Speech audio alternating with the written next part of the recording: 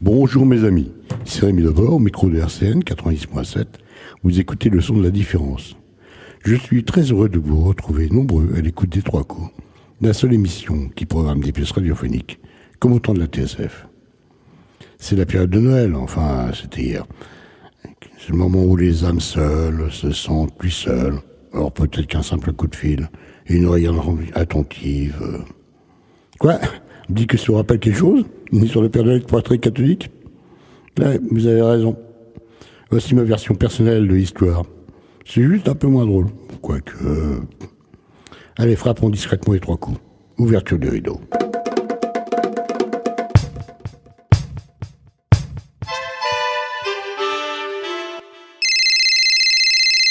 SOS Nuit, Anne-Marie, à votre écoute. Bonjour, bonsoir, je sais pas comment on dit à 2h du matin. Peu importe, il n'y a aucun protocole à suivre. Je suis juste là pour vous écouter. Bien, Anne-Marie, c'est ça ? C'est exact. Comment je puis vous aider ? Madame, mademoiselle ? Peu importe, Anne-Marie, c'est tout. C'est un peu cavalier de vous appeler par votre prénom, on se connaît pas. Je suis seulement là pour vous écouter. Que vous m'appeliez par mon prénom ou pas n'a strictement aucune importance. La seule personne qui compte, maintenant, c'est vous. Entendu, Anne-Marie. Pas de questions personnelles, j'ai compris. Bien. Alors, je vous écoute. Allô ? Vous êtes toujours là ? Ah oui. Rassurez-vous, j'essaie juste de mettre de l'ordre dans mes idées. Bien. Prenez tout votre temps. Ah, c'est curieux, j'ai l'impression que votre voix m'est familière. C'est sans doute parce que j'ai une voix très ordinaire. Ouais. Voilà, je m'appelle Cédric, j'ai 53 ans. J'étais métallo, vous savez ce que ça veut dire ? Oui, très bien. Ouvrier métallurgiste, c'est ça ? Ah oui, c'est bien ça, à Gondrange, les hauts fourneaux, les feux continus, les 3-8, enfin... Ça, c'était dans les belles années. Depuis, ça a bien changé. C'est foutu maintenant. Vous ne croyez pas ? Peut-être, Cédric. Je n'en sais que ce que disent les journaux. Ah ouais. Ah, vous auriez connu la vallée à la belle époque. Toutes ces usines, la fumée, l'odeur du coq brûlant, le goût du métal. Enfin, on râlait, bien sûr, parce que les bagnoles étaient toujours dégueulasses, à cause de la suie. Les maisons aussi, même nous, après la douche. Il restait toujours l'odeur et un bronzage pas très catholique. Vous comprenez ? Oui, Cédric, je vous écoute. Même ceux qui travaillaient pas au feu avaient cette odeur. Heureusement pour nous, sinon, pour les nanas, ça aurait été Tintin. Un mec bien blanc et bien propre, il les aurait tout emballés. Et vous, Cédric, avec les filles ? Vous savez, à 20 ans, j'étais plutôt beau mec. La fonte, c'est mauvais pour la peau et pour les bronches, mais c'est bon pour les muscles. Quand on tire sur la poche, faut pas pleurer, l'huile de coude. Sans compter qu'on y laisse des litres de sueur. Un régime pareil, ça vaut toutes les salles de muscu du monde. Les biscottos, les nanas, elles aiment bien, pas vous ? Oui, probablement. Faites pas votre...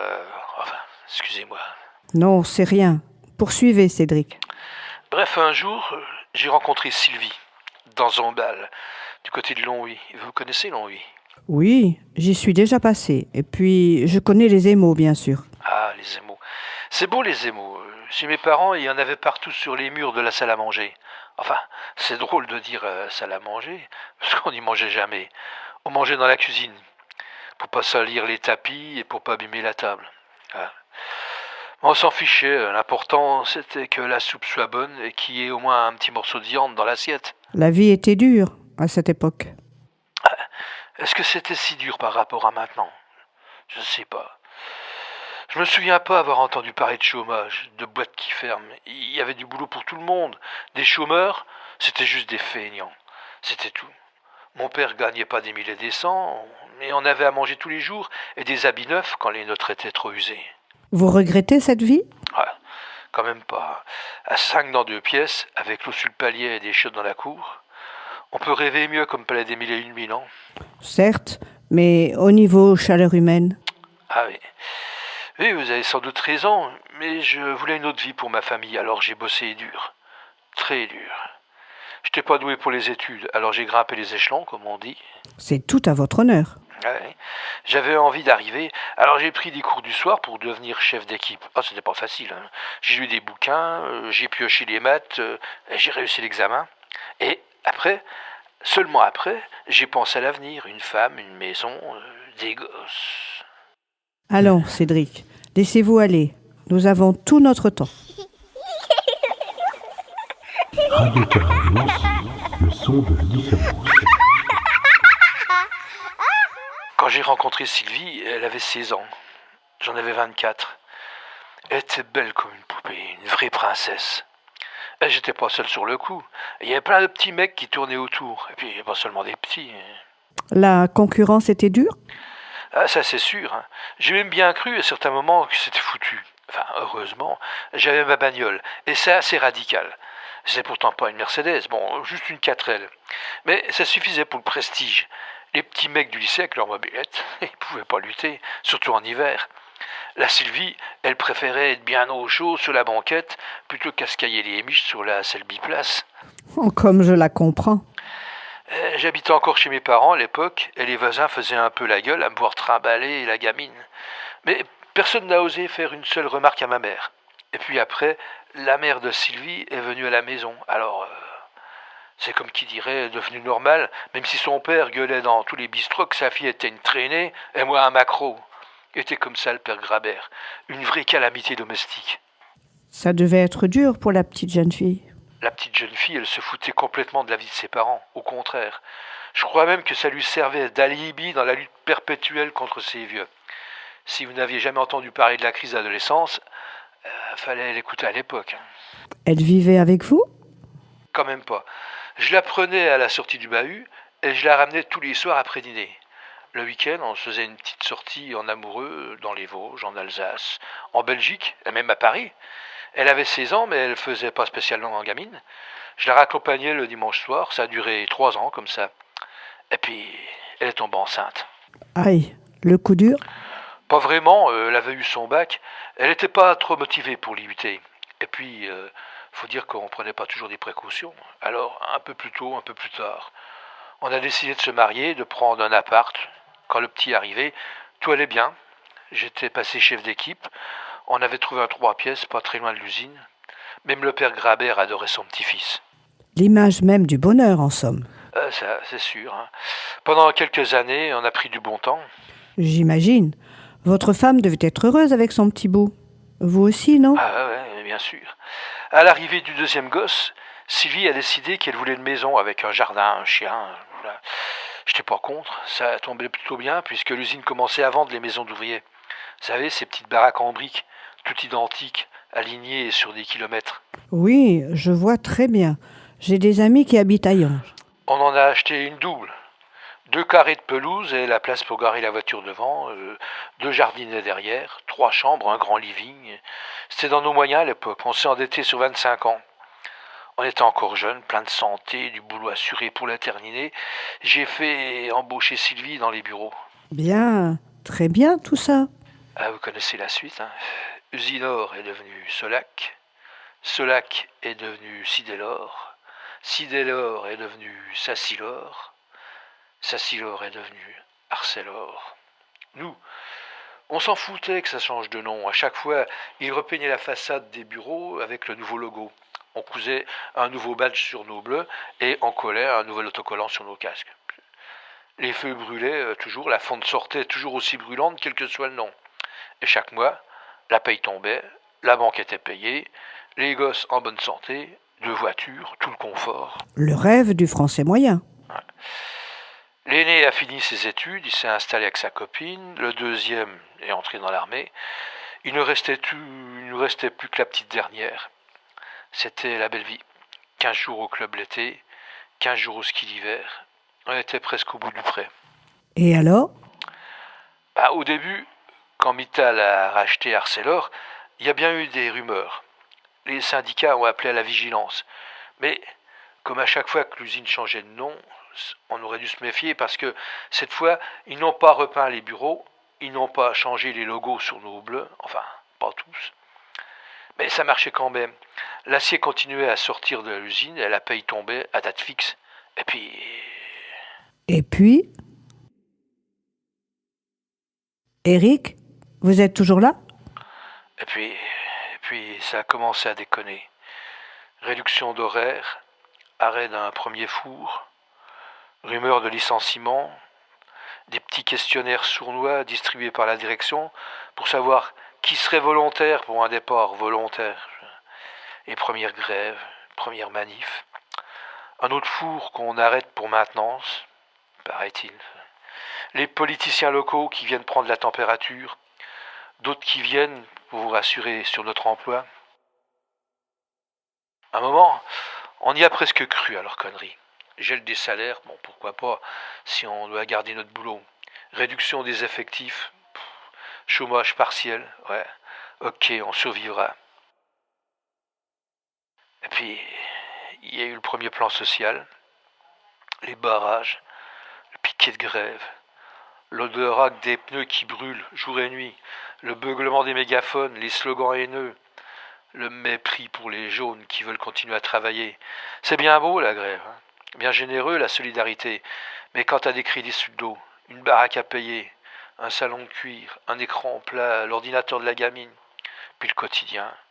Même chez Leclerc, ils font pas des prix pour les chômeurs. Il vous restait la chaleur du foyer, l'amour de votre femme et de vos enfants? Ah, vous savez, la chaleur du foyer, et même l'amour des siens, quand on a perdu un quart de son pouvoir d'achat, c'est bien connu. En temps de disette, les chevaux se battent dans l'écurie. La voiture de ma femme est tombée en panne, ça devait arriver, et qu'on n'avait pas les moyens de la faire réparer, même chez Cofelem, ils voulaient plus prêter au Mittal.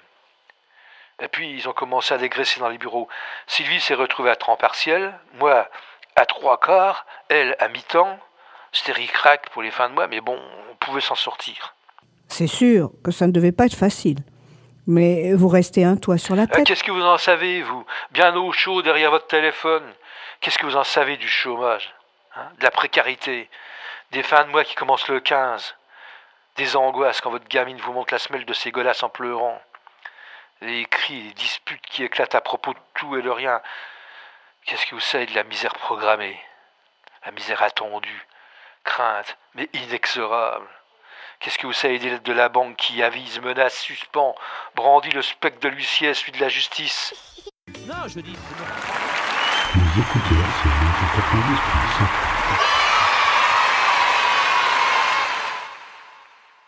90.5. Sylvie, elle n'était pas méchante, mais elle savait ce qu'elle voulait. Et là, ce qu'elle voulait, c'était revivre comme avant.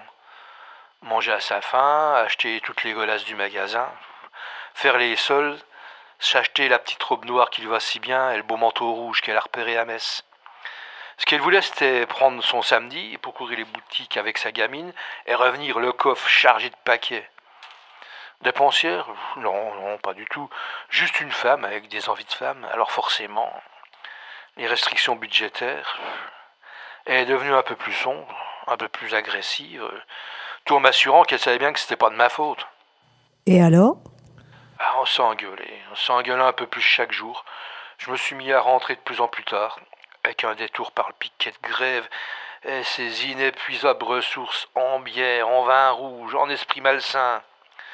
C'était pas trop bon, ni pour le moral, ni pour la santé, ni pour mon couple. Un soir, j'ai tellement forcé que j'ai balancé la voiture dans un arbre. Les flics m'ont ramassé, il paraît que j'avais presque 1,5 g. Plus de bagnole, plus de permis, plus de boulot. Quand je suis rentré, Sylvie n'a rien dit. Elle a bouclé 2 valises, une pour elle, et l'autre pour la petite, et elle a appelé son père. Le vieux est arrivé dans sa grosse Mercedes de retraité de la sidérurgie. Je suis presque sûr qu'il était aussi bourré que moi. Mais lui, il avait de l'argent de la banque et une voiture en état de rouler. Vous auriez dû courir après. Je suis sûre qu'elle attendait que vous veniez la rechercher, la reconquérir. Les femmes adorent qu'on les supplie. Bah non, je suis resté debout devant la porte, les bras ballants, pendant que la gamine me faisait coucou de la main par la vitre arrière. Et depuis, Vous n'avez rien fait, rien tenté? Elle a pris un avocat, on va vendre la baraque, enfin on va essayer. Il n'y a plus personne qui a les moyens d'acheter une baraque dans le pays. Je me suis fait porter épale, j'ai même plus envie d'aller au boulot, même plus envie d'aller au piquet de grève, même plus envie de continuer à vivre. Non, Cédric, tout n'est pas perdu. Pensez à votre petite fille. Comment s'appelle-t-elle? Léandrine. C'est bizarre hein, comme prénom, vous trouvez pas? C'est original, mais Léandrine, ça sonne bien. Elle est comment? Blonde? Petite? Blonde comme sa mère, toute fine, toute en longueur, avec des joues toutes rondes, petite poupée. Et elle a quel âge? 7,5. C'est l'enfant de l'âge mûr. Je sais bien qu'il faut être con pour faire un gosse passer 45 ans, mais Sylvie n'avait que 37 ans, alors, puis on voulait une fille pour changer. Puis on se posait pas toutes ces questions à ce moment-là. Vous avez revu Léandrine ou Sylvie depuis? Ah non, ni l'une ni l'autre, hein, ni personne d'autre, pas même les garçons. Peut-être qu'ils ont autre chose à faire, peut-être qu'ils pensent que je vaux plus rien d'ailleurs. Ils ont pas tort. Hein. Non, Cédric, vous n'avez pas le droit de dire ça. Vous avez lutté pour arriver, et vous en étiez avant la catastrophe. Vous avez élevé une famille, construit une maison, offert un foyer douillet à tous. C'est juste une mauvaise passe. Tout le monde connaît une mauvaise passe, un jour ou l'autre. Mais vous allez rebondir. Vous devez rebondir. Vous avez les tripes, la volonté. Il ne vous manque que la motivation. Et la motivation, ça doit être Léandrine. La petite main de Léandrine qui vous faisait coucou à la vitre arrière. Qu'est-ce que vous voulez que je fasse? Mon boulot qui m'échappe, ma femme qui m'échappe, ma maison qui m'échappe, mes enfants qui m'échappent, mais tout fout le camp. Pas du tout. Au contraire, maintenant que vous avez fait le compte de tout ce qui risquait de vous manquer, relevez les manches et rattrapez une à une toutes ces choses qui s'échappent. Cédric, debout. Prenez une bonne douche, rasez-vous, enfilez votre plus bel habit et repartez à la conquête de votre vie. Vous êtes un chevalier blanc et Léandrine guette votre venue depuis le haut de sa tour. Sylvie aussi, j'en suis sûre. Vous m'entendez? Ouais. C'est joli votre histoire. Alors je prends mon épée, je casse la gueule aussi à métal au banquet. Si ça doit vous aider à tenir debout, pourquoi pas? À un homme debout, rien ne résiste. Il suffit de vouloir et tout devient possible. Essayez au moins, au lieu de rester terré dans votre fange à vous morfondre et à accuser le monde entier de vos malheurs.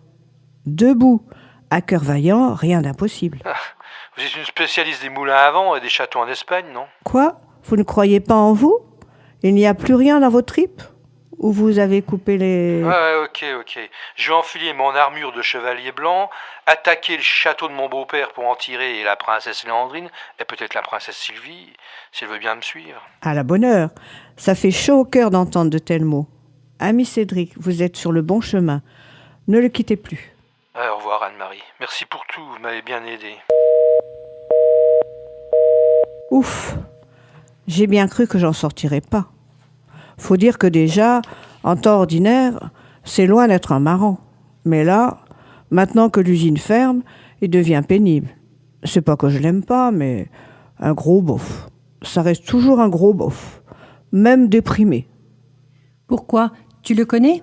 Bah oui, c'est le beau-père de ma fille. Remarque, le gendre n'est pas vraiment mieux. Les affaires reprennent. SOS Nuit, Anne-Marie, à votre écoute.